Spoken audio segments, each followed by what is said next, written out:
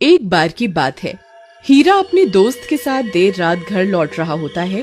तभी रास्ते में एक बरगद का पेड़ आता है। उस पेड़ के नीचे एक 100 रुपए का नोट पड़ा होता है।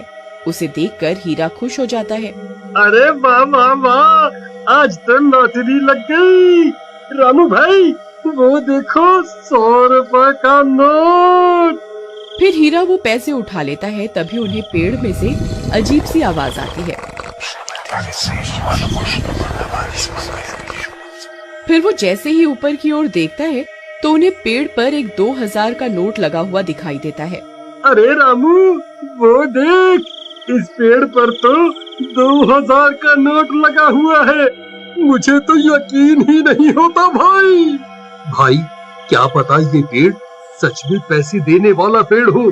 एक काम करो, तुम जल्दी से पेड़ पर चढ़ जाओ और वो नोट तोड़ कर ले आओ। फिर वो 2000 का नोट तोड़ने के लिए पेड़ पर चढ़ जाता है और कुछ ही देर में वो नोट तोड़ लेता है। रामू भाई ये नोट तो बिल्कुल असली है। अरे वाह वाह वाह, आज तो मजा ही आ गया। चलो भाई अब जल्दी से नीचे आ जाओ, कहीं कोई हमें नोट तोड़ते हुए ना देख ले। अब तो हम पार्टी करेंगे। अरे हीरा भाई कहाँ रह गए?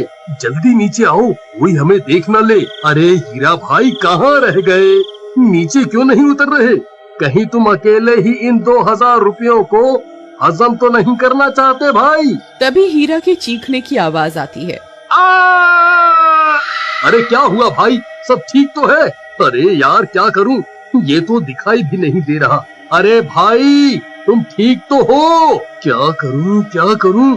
हाँ, मुझे ही ऊपर जाकर देखना होगा ये आखिर माजरा क्या है। फिर रामू भी पेड़ पर चढ़ने लगता है। तभी पेड़ से किसी के गुर्राने की आवाज आती है। रामू वहीं रुक जाता है। आई मम्मी, ये कैसी आवाज है? अरे कमबख्त हीरा, ये कैसी डरावनी आवाजें निकाल रहा है। मुझे पता है तू अकेला ही इन 2000 रुपयों को हजम करना चाहता है। आई मम्मी, कौन है भाई? अरे हीरा तेरा नाश मिटे कमबख्त, तुझे क्या लगता है तू मुझे यूं डरा कर 2000 रुपए हजम कर जाएगा? मैं अपने हिस्से के पैसे नहीं छोड़ूंगा। हाँ। फिर डर के मारे रामू वहाँ से भाग जाता है। अरे मर गया रे, भागो रे। सुबह होने पर रामू सीधा हीरा के घर हिस्से के पैसे लेने पहुँच जाता है। ए हीरा दरवाजा खोल, मैं अपने हिस्से के पैसे लेने आ गया। चल जल्दी मेरे पैसे निकाल। फिर हीरा की पत्नी दरवाजा खोलती है। रामू भैया आप, अच्छा हुआ आप आ गए। ये कल रात से घर पर नहीं लौटे, मुझे बहुत फिक्र हो रही है। आप कुछ कीजिए ना। कहीं ये कमबख्त सारे पैसे लुटाने के लिए शहर तो नहीं निकल गया? नहीं, हीरा एक नंबर का कंजूस है। वो इतने पैसे खर्च करने वालों में से नहीं है। जरूर कुछ गड़बड़ है। राधा बहन चलो मेरे साथ। फिर रामू राधा को अपने साथ लेकर उस बरगद के पेड़ के पास पहुंच जाता है। राधा बहन, हम रात को इसी रास्ते से आ रहे थे, तब हमें इस पेड़ पर 2000 रुपए का नोट लगा हुआ दिखाई दिया। उसे तोड़ने के लिए हीरा ऊपर चढ़ा था, लेकिन वापस नहीं आया। तभी कुछ गांव वाले भी वहां पहुंच जाते हैं। फिर रामू सबको पैसों की बात बताता है। अरे भाई हरिया, जरा पेड़ पर चढ़कर तो देख, हीरा भाई वहाँ है या नहीं? फिर हरिया पेड़ पर चढ़ जाता है और बहुत देर ढूंढने पर भी उसे हीरा का कोई नामो निशान नहीं मिलता। भाई यहाँ ऊपर कोई आदमी नहीं है। ये कैसे हो सकता है? हीरा तो नीचे भी नहीं उतरा। फिर हीरा गया तो गया कहाँ? कहीं वो चुड़ैल उसे खा तो नहीं गई जो रात को अजीब सी आवाजें निकाल रही थी? फिर सब गांव वाले वहाँ से चले जाते हैं और राधा रोने लगती है। जी आप कहाँ चले गए जी? अब मैं आपको कहाँ ढूंढूं? तुम रो नहीं बहन, हीरा जरूर मिल जाएगा। हम रात होने पर यहाँ दोबारा आएंगे। फिर वे दोनों भी वहाँ से चले जाते हैं। मिर्जापुर नाम का एक हरा भरा गांव था। उस गांव में एक मजदूर अभिराय अपनी पत्नी और 2 बेटियों के साथ रहता था।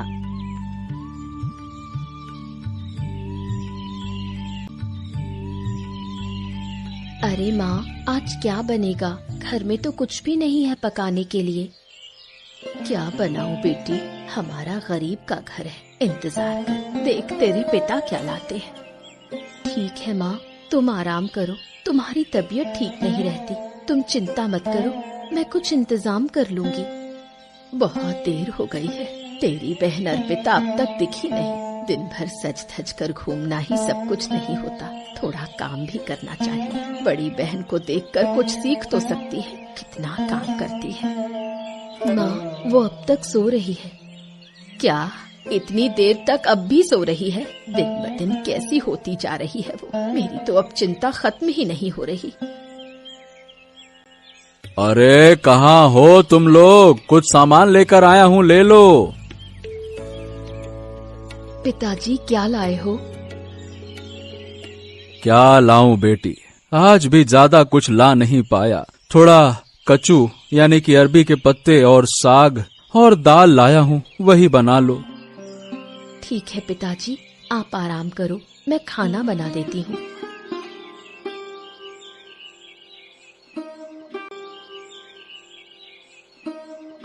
क्या बना रही हो आज? रोज रोज वही खाना, अब अच्छा नहीं लगता।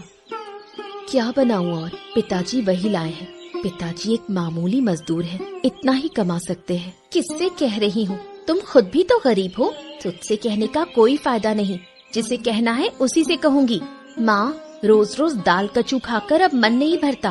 पिताजी को तो कह नहीं सकती कि कुछ अच्छा ले आए। कब से मांस नहीं खाया। कैसे गरीब घर में जन्म लिया मैंने। मेरी तो किस्मत ही फूट गई। मेरा जन्म तो किसी राजघराने में होना चाहिए था। इतनी देर से सोकर उठी और अब चिल्ला रही है। घर के कामों में थोड़ा हाथ बटाएगी या नहीं? पिता को लेकर इतना कहने की क्या जरूरत है? तेरे पिता मजदूर हैं, ये बात क्या हर बार याद दिलानी पड़ेगी? पिता मजदूर हैं, तो क्या हमें मांस मछली खाने की इच्छा नहीं हो सकती? क्या कह रही है ये सब? ऐसी बातें करेगी तो कैसे चलेगा? घर के दुख सुख समझने होंगे। अपनी जुबान संभाल, नहीं तो तेरी शादी करने में बहुत मुश्किल होगी। बड़ी बहन को देखकर कुछ सीख ले, कैसे बात की जाती है। तेरी ये बातें सुनकर तुझसे कौन शादी करेगा? ना होगा, और अगर सब मिलकर कोशिश करें तो रास्ता निकल सकता है। राजू के चेहरे पर एक उम्मीद की किरण जागती है। हाँ बाबा जी, अगर सब मिलकर काम करें तो हम पानी ढूंढ सकते हैं। हमने पहले कभी ये कोशिश ही नहीं की। लेकिन इतनी कठिन जमीन में नया कुआं खोदना आसान नहीं। मुश्किल जरूर है, नामुमकिन नहीं। अगर हम मिलकर काम करें तो ये हो सकता है। राजू खड़ा हो जाता है, उसकी आंखों में एक नई रोशनी है। तो फिर हम कल से काम शुरू करेंगे। मैं गांव के सभी युवाओं को इकट्ठा करूंगा, हम मिलकर नया कुआं खोदेंगे। यह कहते हुए वह शामू के साथ गांव के दूसरे युवाओं को बुलाने के लिए निकल पड़ता है। कहीं दूर से गरज की हल्की सी आवाज आती है, जैसे आकाश ने उनकी उम्मीदों की गवाही दे दी हो।